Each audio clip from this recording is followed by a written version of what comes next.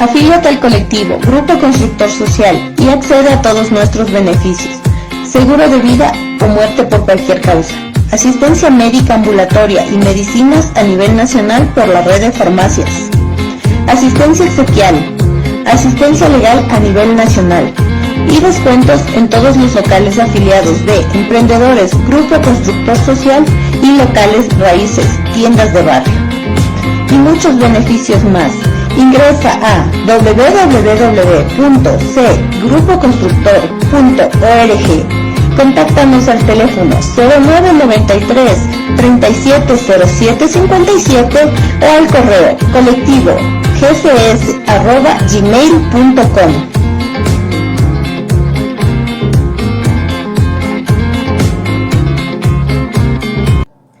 ¿Cómo están? Les saluda la doctora Jimena Llanes, psicóloga clínica, y les invito a acompañarme todos los días jueves a partir de las 20 horas en el programa Hablemos de Sexualidad por la radio online del Grupo Constructor Social.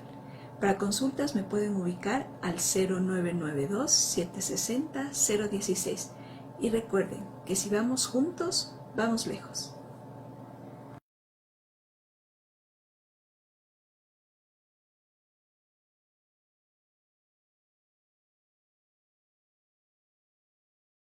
Uno al aire.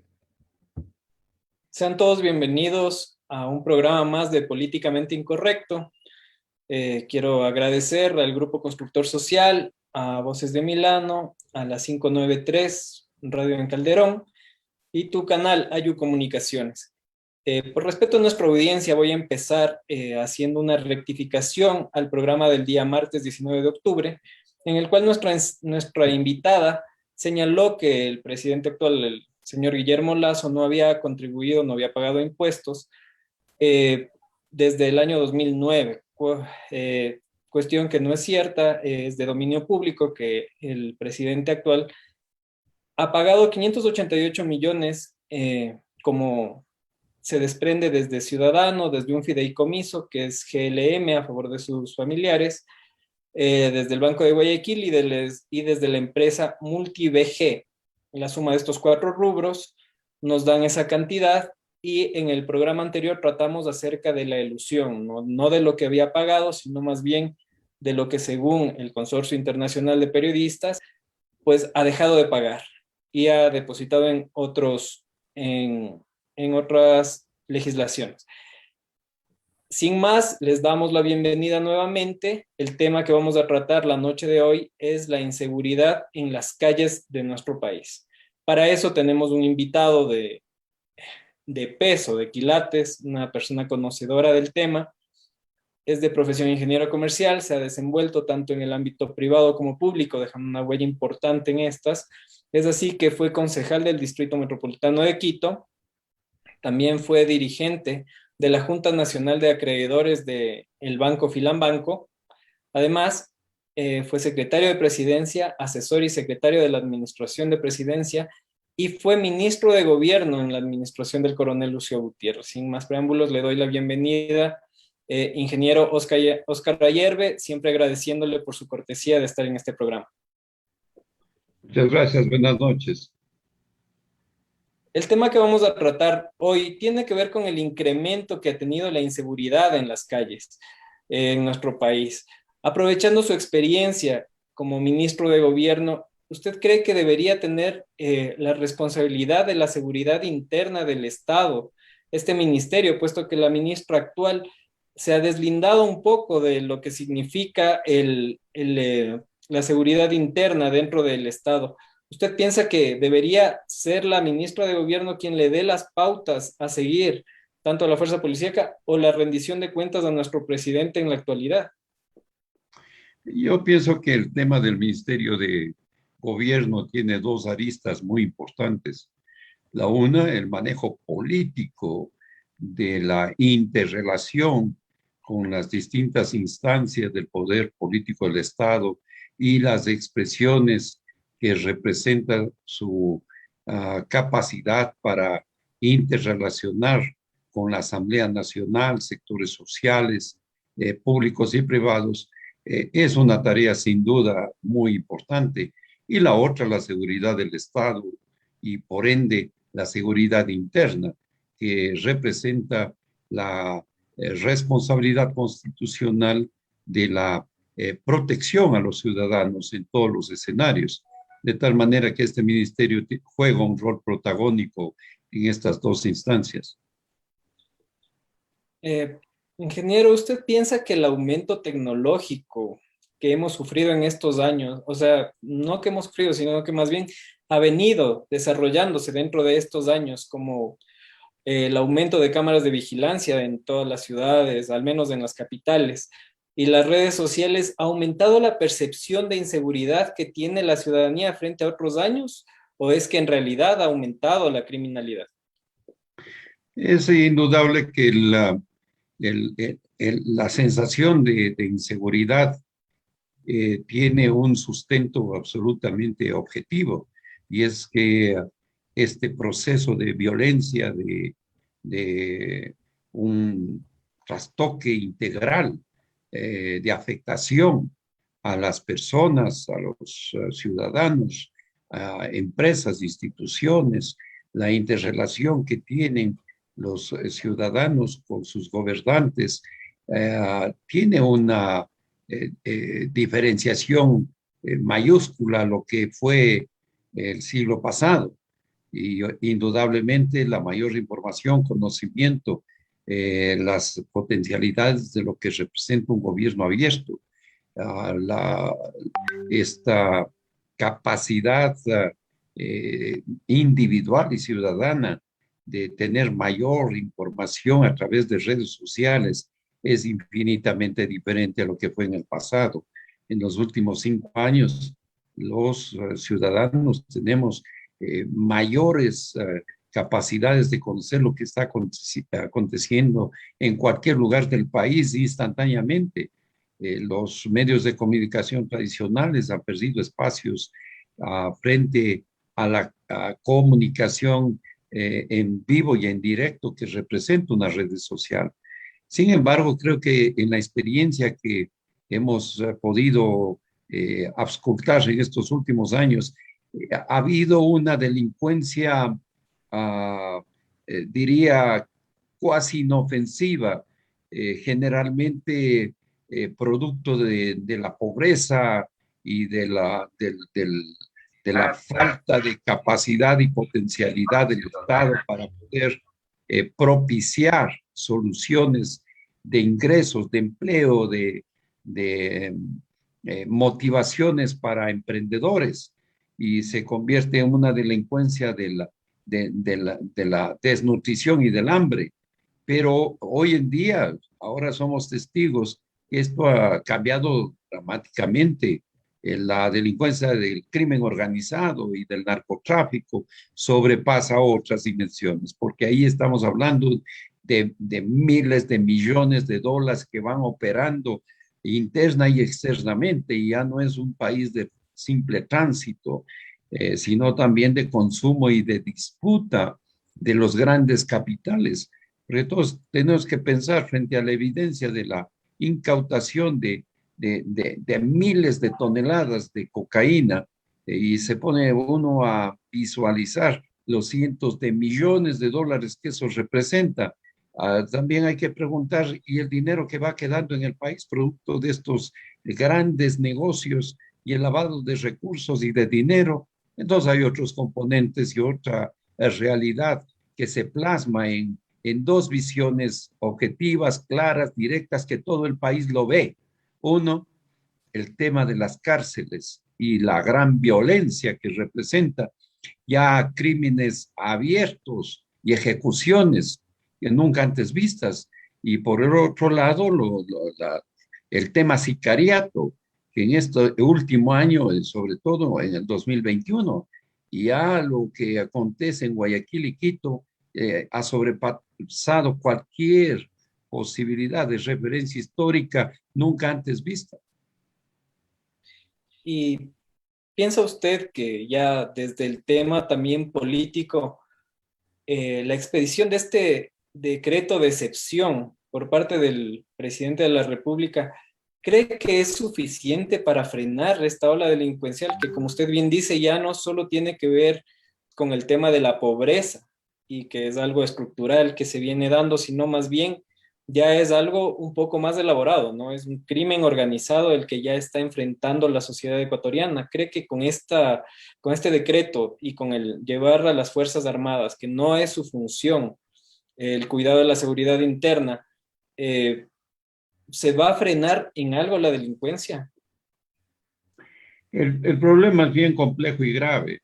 Si nos ponemos en la arista de haber sido testigos de acontecimientos del crimen organizado en países desarrollados como los Estados Unidos, que durante 2 siglos han operado en escenarios que ahora somos visiblemente conscientes, en parte de los escenarios de los grandes conglomerados de organizaciones criminales, de la mafia, del narcotráfico y de los grandes y poderosos intereses económicos que, vestidos de corbata, operan los lobbies americanos como los escenarios de los fabricantes de armas en los Estados Unidos. Y si a eso agregamos todo lo que representa el consumo multibillonario en dólares de todas las potencialidades y capacidades que esto representa, sin ninguna duda, traspolando a los acontecimientos de países pequeños como el nuestro, estamos abrumados con lo que está aconteciendo. No va a ser fácil simplemente con estas medidas poder pensar que va a haber una solución definitiva. Esto es apenas una respuesta en un escenario de emergencia, cuando las cárceles repentinamente aparecen, no decenas de muertos, 118 muertos en un solo enfrentamiento para demostrar fuerza de capacidades internas de disputa de territorios económicos, de grandes y poderosos intereses, ya no nacionales, sino también internacionales. Y al combatir violentamente con armamento y con sangrientos embates, uno ya puede visualizar que el tema no simplemente va a ser solucionado con medidas preventivas o medidas que pongan en alerta con mensajes directos las capacidades que tiene el Estado para enfrentar el crimen organizado. Aquí hay que hacer una real análisis de lo que ha pasado en los últimos 15 años. ¿Cómo es que finalmente aparecen todos estos escenarios tan dramáticamente violentos en un gobierno que apenas tiene 5 meses de existencia? Aquí no hay como culparle a Guillermo Lasso de los acontecimientos en las cárceles. Esto se venía cocinando paulatinamente durante años. Más que la base de Manta es solamente un pequeño capítulo. El tema de las leyes que permitían que los usuarios puedan consumir drogas sin ninguna observación social o penalización, son parte de los otros escenarios. Cuando se paralizó, se neutralizó todas las capacidades que la Policía Nacional podría tener en temas de inteligencia o vigilancia en provincias como Manabí, que ahora las Fuerzas Armadas están rápidamente tratando de implementar algunos temas pequeños y ligeros de sistemas de vigilancia que precautelen el cielo abierto del país y podamos tener radares apropiados para poder implementar nuestra capacidad de autodefensa contra el crimen y el delito. De tal manera que hay mucho por hacer. Este es un tema serio, va a tomar más de 4 años. A Guillermo Lasso le ha tocado este giro de los 180 grados entre lo que fue los 2 últimos gobiernos, Correa y Moreno, y lo que debe ser a futuro. Y hay muchas cosas que todavía están sueltas, cabos sueltos, que ha permitido incluso sugerir algunas alternativas de confrontación, es decir, respuesta inmediata, directa, con la activación de la propia sociedad, propiciando sugerencias de que todos nosotros nos armemos para enfrentar al delincuente y al delito. Es un tema bien complejo y serio. hablando de ese tema, y parece que la alcaldesa de Guayaquil está luchando porque se dé un libre porte de armas. No solamente la tenencia, sino que más bien la gente pueda armarse y tratar de repeler a la delincuencia que al menos en Guayaquil ha sobrepasado años. Los índices de criminalidad que existen, los índices de robo que existen, y es una de las propuestas que más ha cobrado eco en este tiempo. ¿Usted cree que esa es la respuesta para poder parar o frenar un poco la inseguridad que vivimos? Yo creo que todos los actores políticos, toda la sociedad jurídica, todos los que tenemos de alguna manera vínculos o por experiencia o por funciones, eh, la capacidad para opinar en estos temas delicados, debemos tener la más absoluta, clara convicción de que el tema uso de armas o tenencia de armas implica una decisión realmente compleja. Los Estados Unidos durante más de 200 años han propiciado a través de sus lobbies de fabricantes de armamentos que van en un menú inimaginable, como cuando va a las películas interplanetarias de cine y se combate con tecnologías más allá de lo que la imaginación del hombre puede todavía proyectar en el espacio. Se ha convertido en los Estados Unidos en el país más violento de la historia del planeta y efectivamente un colateral fundamental para este escenario de violencia y de capacidad de respuesta es sin ninguna duda la que tiene el ciudadano para ir a comprar armas en cualquier lugar de los Estados Unidos y tener en calibres y disponibilidades más allá de lo imaginable para cualquier uso lógico, razonable y justificado. En el Ecuador, el uso de armas provocaría un descalabro integral del sistema.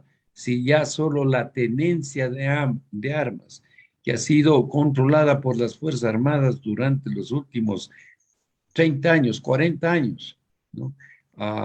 Hemos logrado mantener un escenario de control razonable en este tema. Sin embargo, las potencialidades y capacidades para perder este control son gigantescas y ahí sí nosotros tendríamos otro tipo de confrontación en varios frentes internos, es decir, en los círculos familiares, en los círculos barriales y locales, y también en los frentes de las disputas que pueden movilizar ya con escenarios de maquinaria de violencia en las manos de cada quien para responder y repeler en su criterio y antojo el enfrentamiento con la delincuencia y el crimen organizado.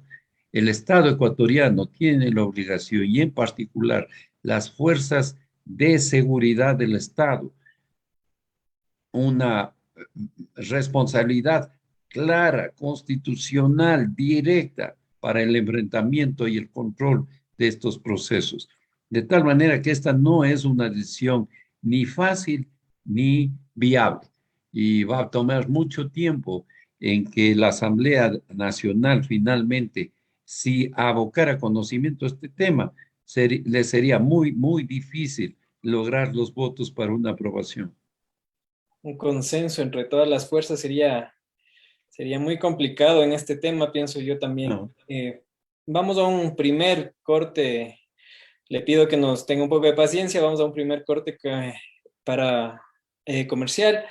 Para esto agradecemos al Grupo Constructor Social, quienes pensando en ti asesoran y dictan charlas para desarrollar y dar a conocer tu emprendimiento. Si deseas más información, comunícate a los números que en este momento aparecen en pantalla o acércate a las oficinas del Grupo Constructor Social que están ubicadas en Quito, en la avenida 10 de Agosto y Río Frío, en el edificio Benalcázar 1000, piso 15, oficina 8. También agradecemos a las radios aliadas que permiten la retransmisión de este programa, como es Voces de Milano en Italia, a los amigos de la 593 Radio del Pueblo en Calderón y a tu canal Ayu Comunicaciones. Estamos rompiendo cercos. En un momento regresamos.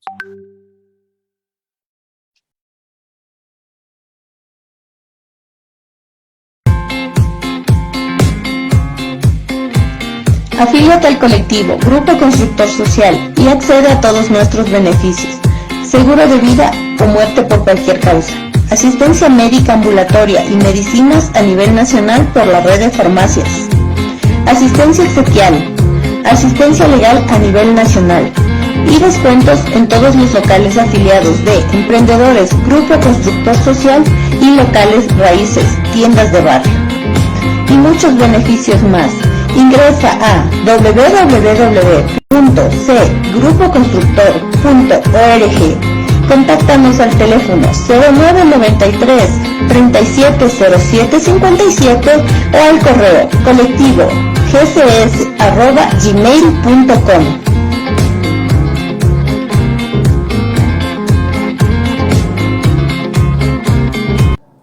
¿Cómo están? Les saluda la doctora Jimena Llanes, psicóloga clínica, y les invito a acompañarme todos los días jueves a partir de las 20 horas en el programa Hablemos de Sexualidad por la radio online del Grupo Constructor Social. Para consultas me pueden ubicar al 0992-760-016. Y recuerden que si vamos juntos, vamos lejos.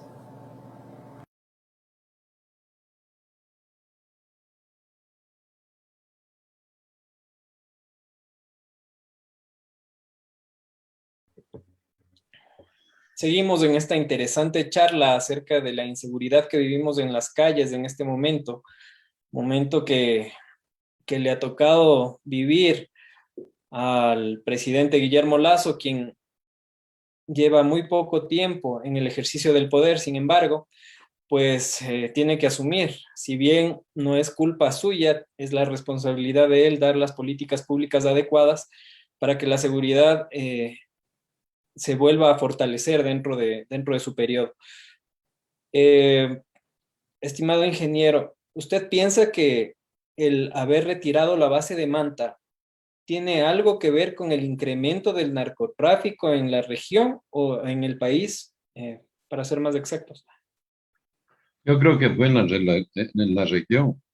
Los americanos tienen compromisos estratégicos, militares y económicos en todo el continente y sin duda alguna uno de los más importantes lo tiene en Colombia. Hay que recordar que siempre yo me hice esta pregunta: ¿cómo es que Pablo Escobar es perseguido, asediado y finalmente eliminado?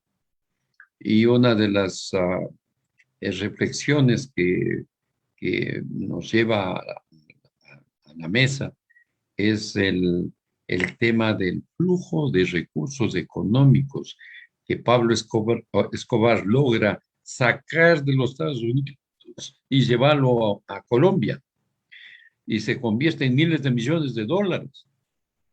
Daría la impresión entonces que a algunos sectores americanos les disgustó mucho, no el hecho de que él mande la droga, la cocaína a los Estados Unidos, sino el hecho de que fue brutalmente avesado, audaz en llevarse la plata a los Estados Unidos. Porque así, si a lo mejor lo dejaba en Miami o en otros estados que tienen enormes capacidades para lavar dinero, el narcotráfico, la historia hubiera sido otra. De tal manera que lo que vivimos hoy con los nuevos escenarios de los carteles internacionales y sus nuevas generaciones, porque aquí aplica perfectamente: muerto es rey, vive el rey. No es que desaparece la estructura delincuencial del narcotráfico, instantáneamente son renovados y ungidos en los propósitos de sus sofisticados imperios, porque tienen tanta capacidad económica, tanto acceso a la más sofisticada tecnología y tal impacto para penetrar todos los estamentos del Estado. Ahí no queda piedra sobre piedra. Son capaces de involucrar presidentes, ministros, policías, miembros de las Fuerzas Armadas o no lo hemos visto en México como un espejo solamente para configurar la potencialidad de la capacidad que tiene de convencimiento el dinero del narcotráfico, de tal manera que estamos frente a un escenario muy complejo. La base de Mantas era apenas un tema tecnológico americano de control de ciertos estamentos de las capacidades logísticas de tránsito de la droga a los Estados Unidos, Centroamérica. Pero finalmente abocaron todo, desapareció todo. Era tierra de nadie. Manabí se convirtió en la fuente de tráfico más eficaz y eficiente de cientos de toneladas que van fluyendo en todo el territorio ecuatoriano y sale del país. Para nadie es desconocido que en las estadísticas entre lo que logra ser capturado y reprimido versus lo que nadie ve, pero sale y luego regresa a aviones con billetes y billetes bien fajados, entonces sabemos que hay muchísimo más lo que sale que lo que logramos detener. Por eso que todo el sistema de capacidad de monitoreo, antenas y equipos en Montecristi y en otros sectores de Manabí son absolutamente vitales. Aquella famosa plataforma de 1.500 millones de asentamiento sirvió, pero de manera extraordinariamente ideal para los aviones y avionetas del narcotráfico, que nadie les hubiera podido construir semejante aeropuerto con las capacidades y andariveles de aterrizaje como eso tiene. Esto es de locos. Por eso es que Moreno y Correa sabían perfectamente lo que eso representaba y cómo se movilizaba, y por ende los arreglos, conexiones, acuerdos con ciertos estamentos internos y externos. Y obviamente hay algunos que han sido intocados. Nadie se atreve ni a mencionar el nombre. Peor hacer una indagación fiscal, instrucción fiscal. Ahí queda todo. De tal manera que el mensaje del narcotráfico y sus estructuras que implican la capacidad de un mensaje directo frente a la conducta humana son evidencias que ahí nadie puede soslayar. Quiere decir que estamos inmersos en que México está entrando al Ecuador, porque las prácticas que se ven al menos en las cárceles, esto de las decapitaciones y lo demás, no se veía antes en el país. Y más bien en México, con los grandes carteles, se veía este tipo de prácticas, ¿no? Entonces, quiere decir que nosotros ya estamos pasando de ser el país de tránsito y estamos alojando ya a los grandes carteles de la droga aquí. Desde luego, ya ese país de tránsito acabó hace más de 10 años. Ahora somos un país de gran consumo de drogas. Solo ese negocio del consumo interno es cientos de millones.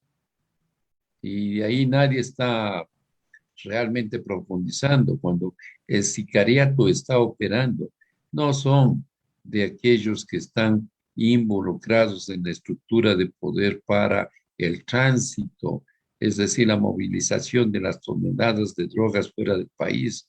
Ahí estamos hablando del consumo y su distribución, y por ende la parcelización, que representa el control sectorial, local, de cada una de las bandas operativas del crimen organizado, y por ende las disputas que se van reflejando en territorio, en los barrios, en las manzanas, en las cuadras, versus la visualización de la óptica de control y la óptica del manejo que están dentro de las cárceles, que también es un gigantesco negocio. Es un negocio seguir controlando lo de afuera y el narcotráfico, el lavado de dinero, pero dentro de las cárceles hay también operativos gigantescos que producen enormes cantidades de negocios. Todo lo que es alimentos, todo lo que es drogas, todo lo que podría significar de una u otra manera algún incentivo o beneficio para algún preso, le cobran. Y todo lo que representa el manejo, la seguridad interna, y no me refiero a las fuerzas del orden y a la policía, es la seguridad entre ellos, que cuesta para que a mí no me pase nada mientras estoy aquí. Yo tengo entonces que pagar el monto acordado para que, entre comillas, me proteja el equipo que ha sido asignado y tenga de alguna manera la certeza que mañana puedo seguir con existencia. Pero ese es un negocio infernal, es una cosa que todavía tenemos que ir dilucidando, la corrupción interna en las instituciones penitenciarias. No puede movilizarse absolutamente nada si no es con el conocimiento, anuencia de las fuerzas del orden internas, es decir, los guardias que en teoría, entre comillas, protegen a los presos. Sin esos concursos no es posible. Solamente las llamadas, entre comillas, visitas provocan millones y millones de ingresos.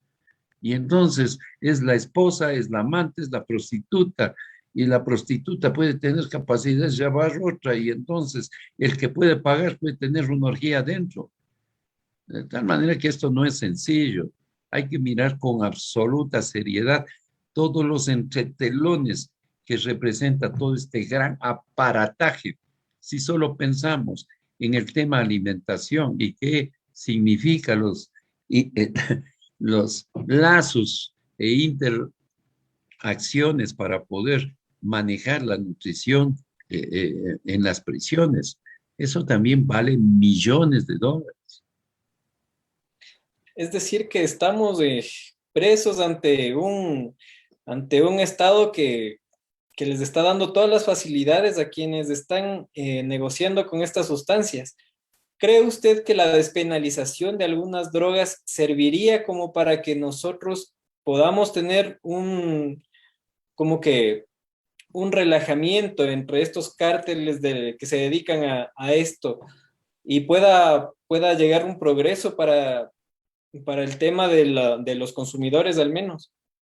Hasta el momento en el mundo entero ha fracasado la posibilidad de que el Estado propicie un escenario de legalización del consumo de las drogas.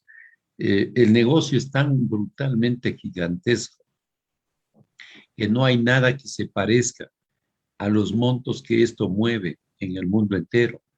Y entonces, empresas multinacionales y transnacionales que manejan a los estados, que tienen enormes influencias de decisión política mundial, como es la gran industria de la medicina, o otros como la gran industria de las armas, se quedan quietos y sorprendidos frente a las capacidades y manejos de los flujos del narcotráfico que viajan intercontinentalmente y son capaces de recaudar o involucrar o reclutar, si vale el término, a los más conspicuos actores de todas las áreas, de todas las líneas, desde el que va acarreando un gramo de droga en las calles más pobres de un barrio, de un país, hasta los presidentes y los grandes empresarios mundiales que finalmente, involucrados en el narcotráfico, tienen que hacer operaciones gigantescas de miles de millones de dólares para poder canalizar recursos y lavarlos. En los Estados Unidos existen varios estados que son especializados en estos temas.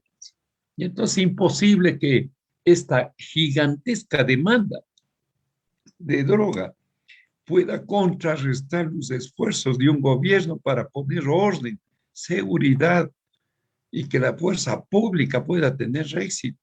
No es fácil. De acuerdo, entonces, ¿le parece a usted, y volviendo al tema del decreto, que las Fuerzas Armadas estén por un periodo de 6 meses, que es lo que puede durar un decreto, tratando de cubrir lo que debería hacer la policía y descuidando el tema del narcotráfico, porque en realidad quienes deberían estar a cargo de la seguridad externa son los miembros de las Fuerzas Armadas, y me parece que al estar adentro de las ciudades podrían descuidar un tema vital que es que se involucren los cárteles en nuestro país.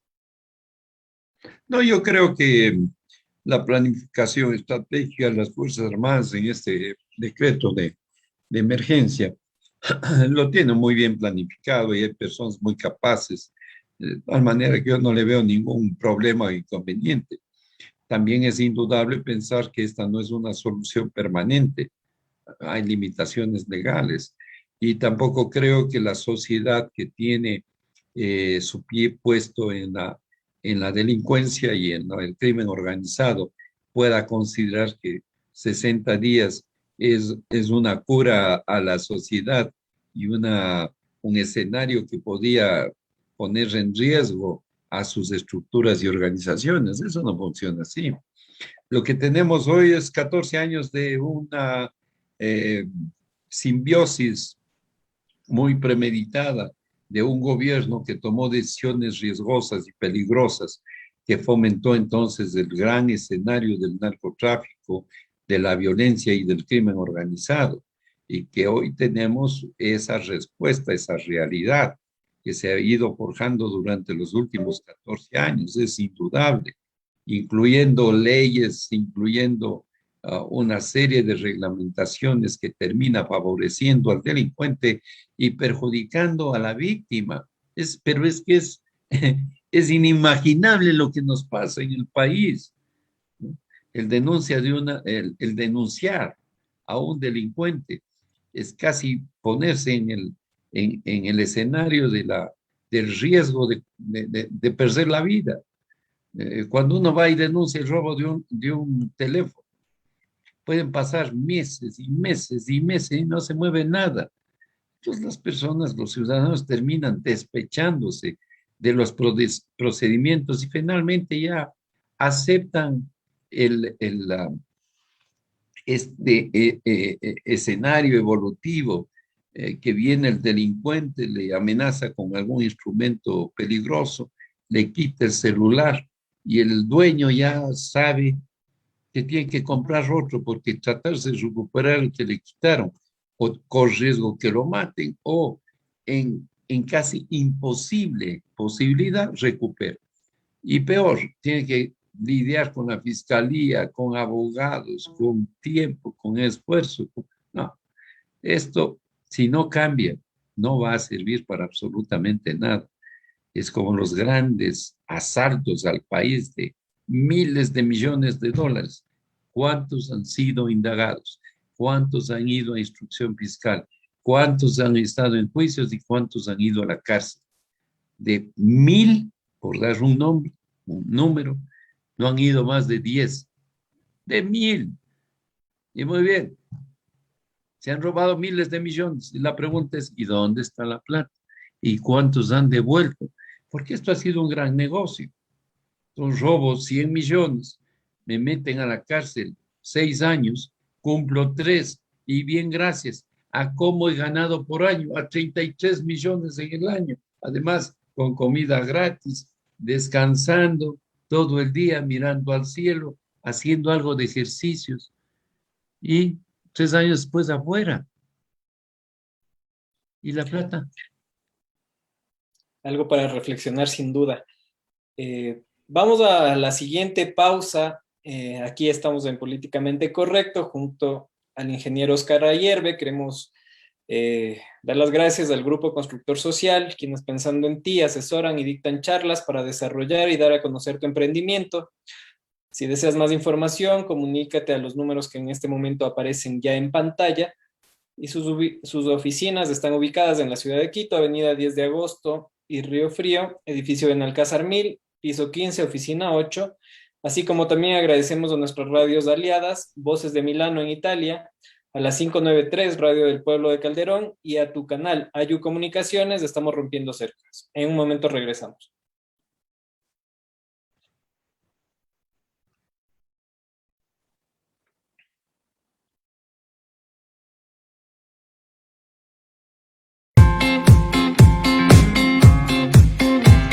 Afíliate al colectivo Grupo Constructor Social y accede a todos nuestros beneficios.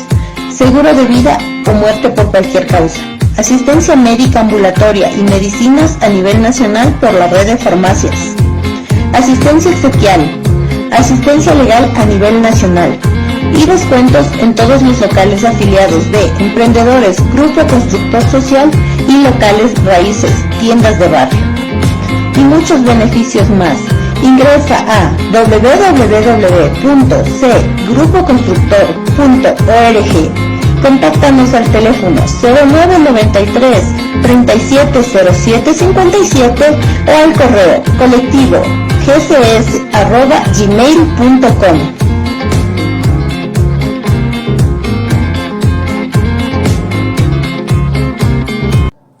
¿Cómo están? Les saluda la doctora Jimena Llanes, psicóloga clínica, y les invito a acompañarme todos los días jueves a partir de las 20 horas en el programa Hablemos de Sexualidad por la radio online del Grupo Constructor Social.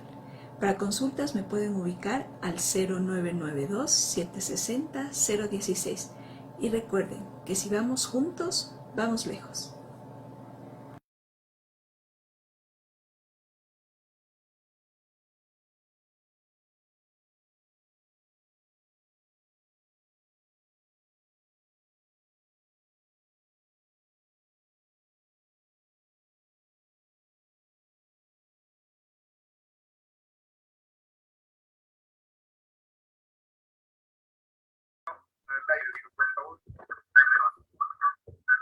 Seguimos aquí en nuestra interesante entrevista con el ingeniero Óscar Ayerga. El tema de nuestra entrevista del día de hoy es la inseguridad en las calles, y en esta parte del programa ya vamos a cerrar con conclusiones de la interesante charla que hemos tenido. Hablando de eso y regresando un poco ya al tema de la parte estructural, porque si bien es cierto, durante todo el programa hemos conversado acerca de lo que tiene que ver con los cárteles de la droga, con el tema de del narcotráfico, con la política que hemos implementado para sacar a la base de Manta. Podemos saber que también dentro de la prisión está el tema estructural, ¿no? El tema de la inseguridad, que tiene que ver con el desempleo. En este periodo, fruto de la pandemia, además, tenemos unas altas tasas de desempleo en el país. Estamos ya en este momento, gente que no tiene, que el desempleo por lo general siempre ha sido una cifra, en este momento estamos ya en 2 cifras de desempleo. Y esto pienso que es una alerta para que tomemos acciones de distinta manera para poder enfrentar esta crisis. Entonces, lo que le pregunto es, tenemos claro que la cuestión estructural que tiene que ver con ya el desempleo, con que la gente en este momento está muriéndose de hambre, puede ser solucionada.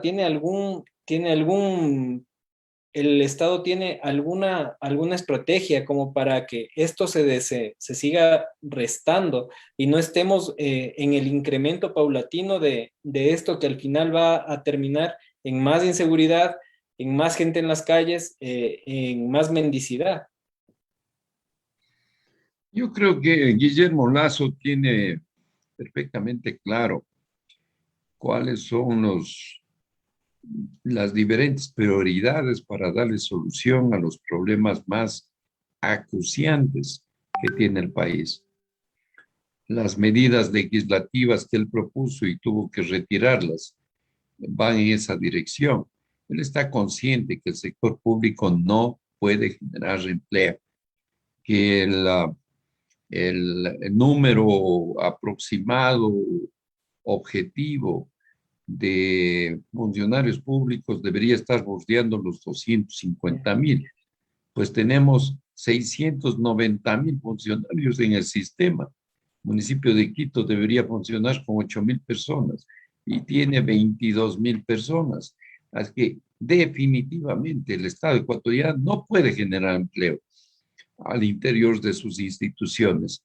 Lo que tenemos la necesidad de hacerlo somos los empresarios y emprendedores del país, que vemos con angustia cómo muchas empresas siguen quebrando, como el desempleo principalmente en Quito ha sobrepasado el 23%, la lentitud de las instituciones financieras para canalizar recursos a los sectores productivos, microempresarios, emprendedores, medianas, pequeñas empresas, grandes empresas, que tengan como responsabilidad primaria generar empleo en los diferentes escenarios del convivir nacional, jóvenes, mujeres, adultos mayores.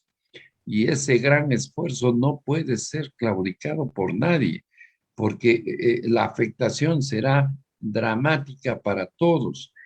Por tanto, reactivar la economía nacional, que es uno de los temas que se supone Guillermo Lasso debe conocer, es una de las prioridades más importantes, con tips inmediatos, rapidito, bajos intereses, solucionar los problemas de cerca de 100,000 personas que no han podido pagar al BIES, al Banco de Fomento, a la CFN y a otras instituciones del Estado, con este bandito COA, que pueden reestructurar deudas solo 24 meses, se ha convertido en imposible. Entonces, si alguien quiere pagar cuotas de 10,000, 15,000 mensuales, no es posible. Si a los estudiantes que les dieron facilidades para pagar sus préstamos de honorarios, pero terribles, nuevamente han caído en el escenario del incumplimiento, y hay que hacer algo para que estos jóvenes que fueron a estudiar y que les ha costado la vida esos préstamos puedan seguir reestructurándose para que el Estado siga recibiendo esos recursos, pero que no ahogue, asfixie, anule, elimine a los estudiantes que se han preparado en el país y fuera de él. De tal manera que hay muchas cosas por hacer. Yo estimo y creo que en algunos estamentos del gobierno de Lasso está absolutamente claro qué es lo que tienen que hacer y lo que deben enfrentar. Fortalecer su escenario político. Hay un tema que debe ser reconocido rápidamente. Su equipo no tiene la suficiente experiencia para manejar una asamblea que tiene una expresión de representación tan disímil, tan diversa, pero además tan conflictiva, en escenarios que por un lado va los temas del correísmo y por el otro lado va lo que representó el enfrentamiento entre elegir al representante de Correa y liberarnos en una expresión de votación a favor de Lasso de los sectores anticorreístas. Nosotros muchos no votamos por Lasso, votamos en contra de Correa, y ese efecto permitió que del 28-7 aproximadamente terminen el 52-6 y ganemos las elecciones para que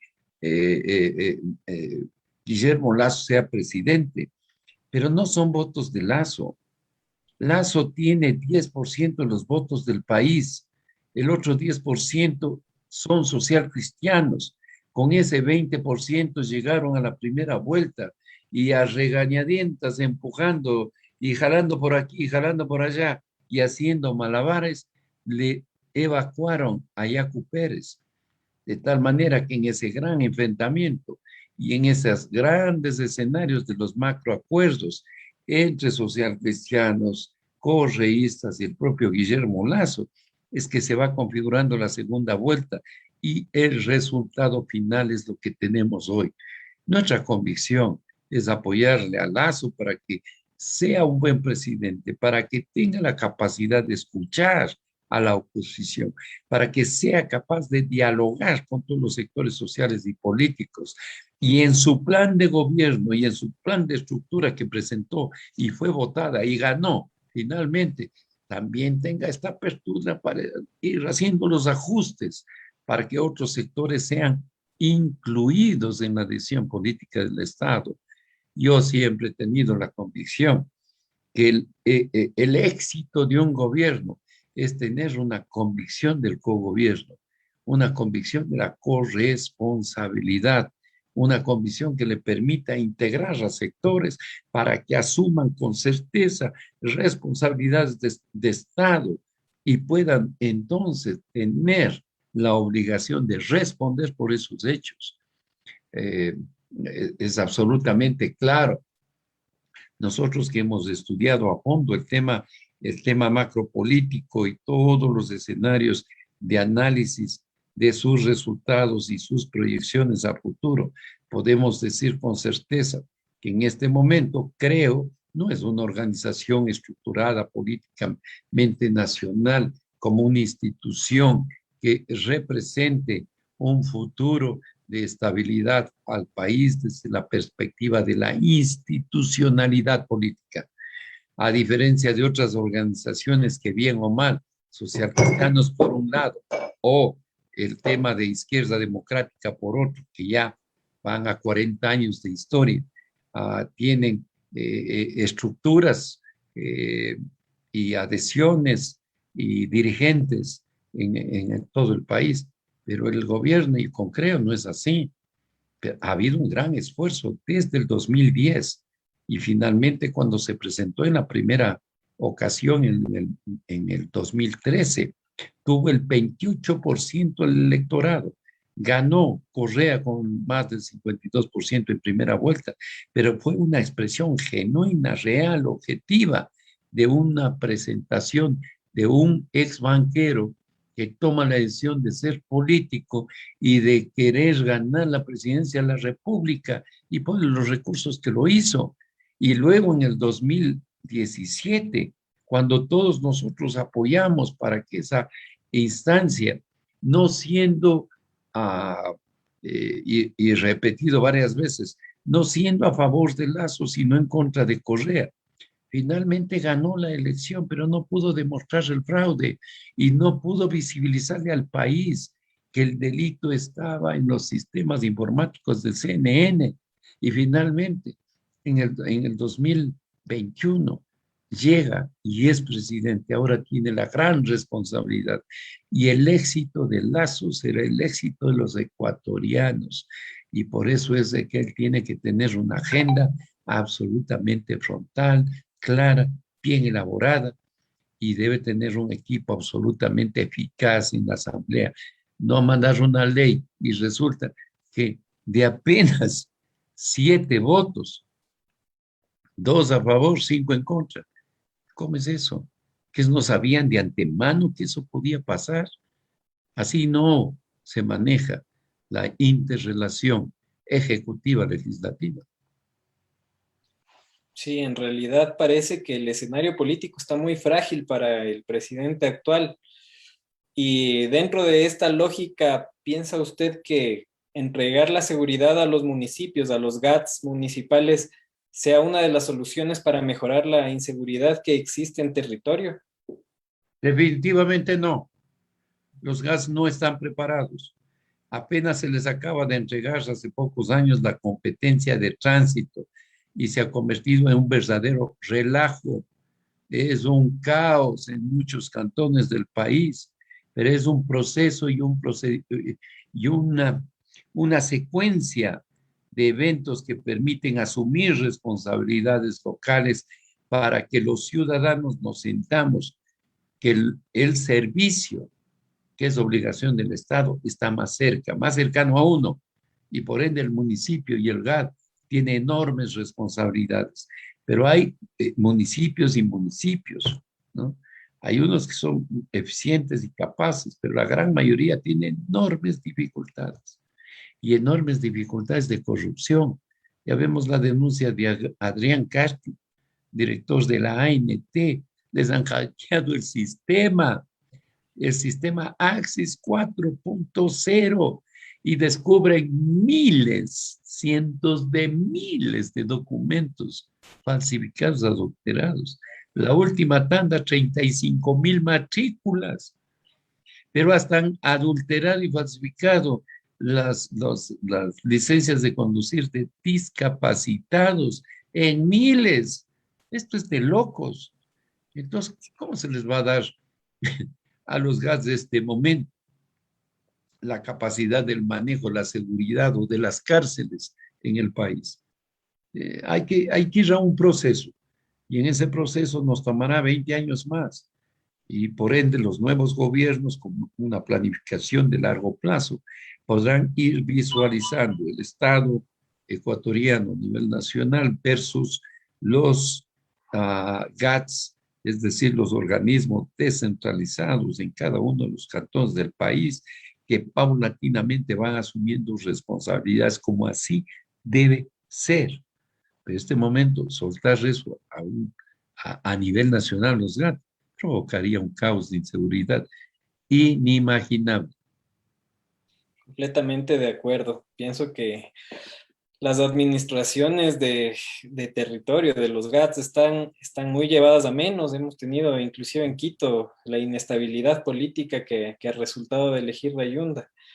En todo caso, y ya para cerrar, y le agradecería un último mensaje, ¿cómo podemos desde la calle, ¿no? A nosotros nos escuchan las parroquias rurales, nos escucha la gente de a pie, ¿cómo hacemos para colaborar, para poder ayudar a esta ola delincuencial, a frenar esta ola delincuencial, a esta ola de criminalidad desde la persona común, asentando el discurso ya no al ámbito político macro, sino más bien como para una persona que en realidad sufre cada día el encuentro con esta inseguridad latente que vivimos, ¿no?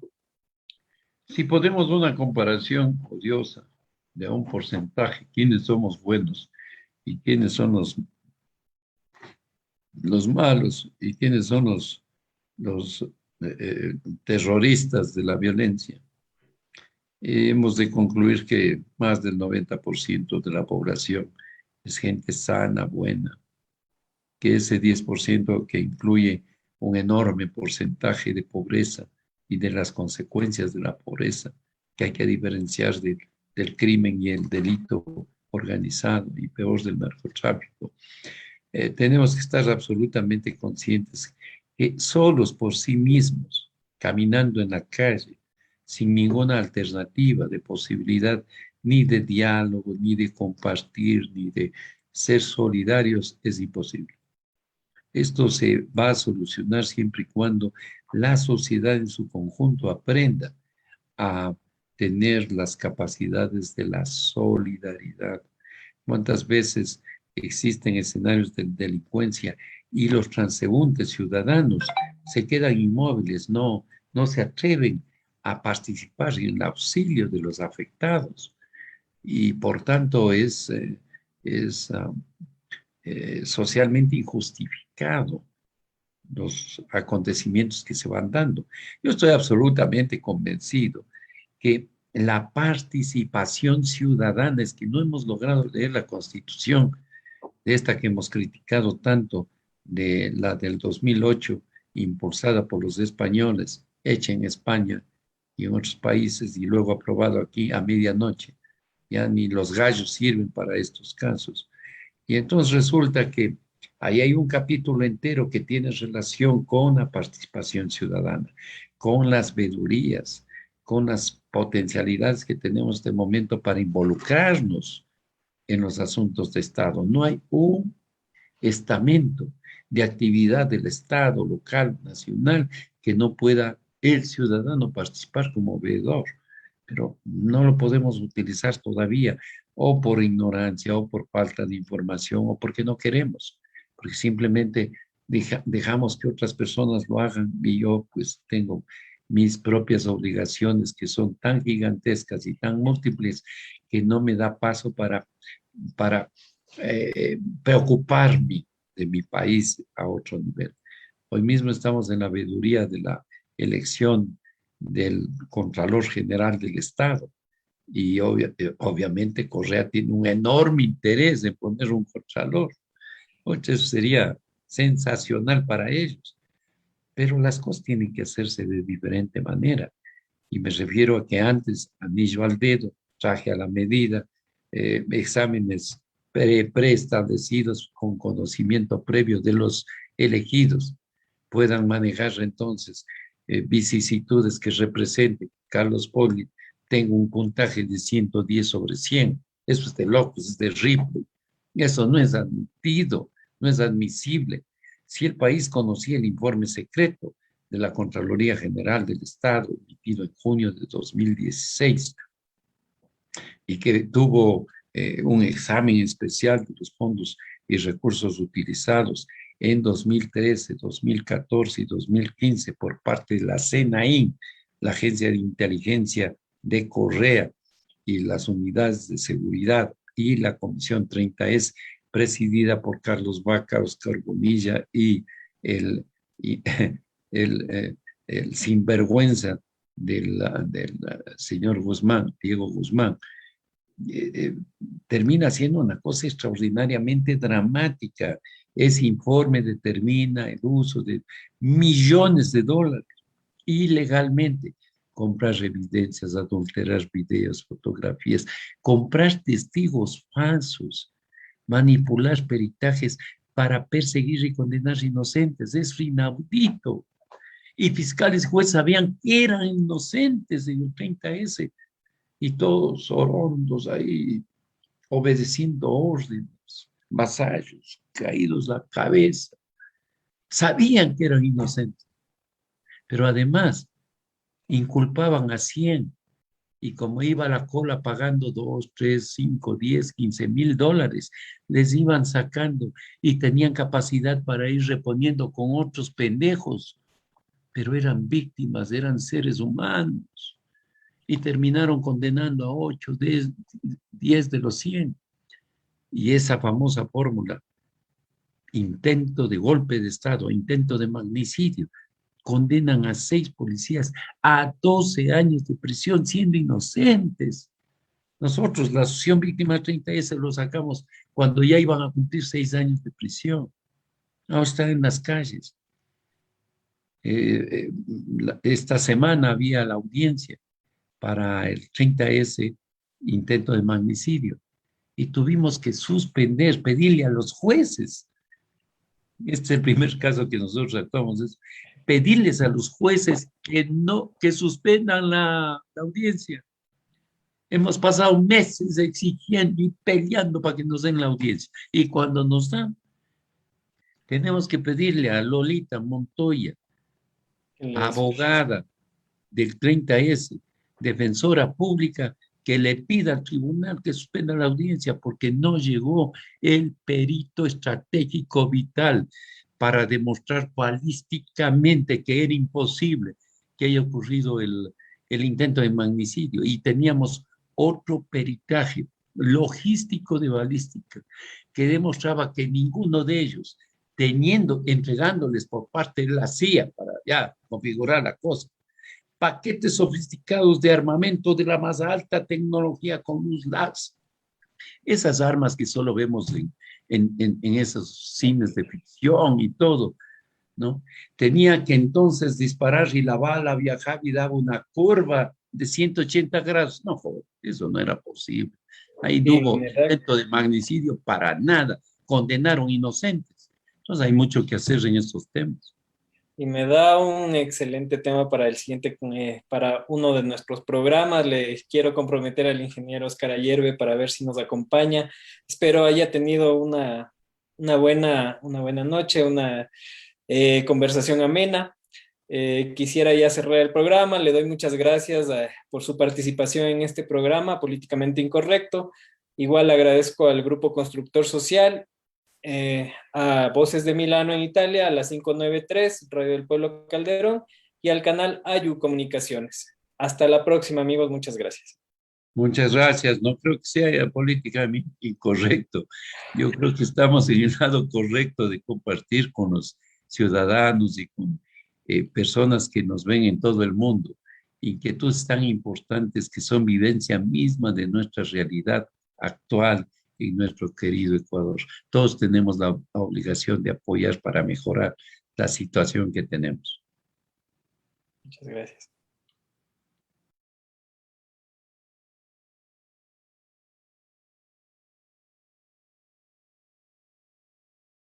A los oyentes de la radio online GSS y sobre todo del programa de emprendimientos. Yo creo y estoy seguro que a través de los emprendedores va a tener futuro este país y toda la región. Saludos a todos. ¿Cómo están? Les saluda Ronald Fernández, presidente del colectivo Grupo Constructor Social, en donde trabajamos fomentando la unión familiar y generando fuentes de empleo, basados en los 4 ejes fundamentales de alimentación, salud, educación y ocupación, necesidades de todo ser humano.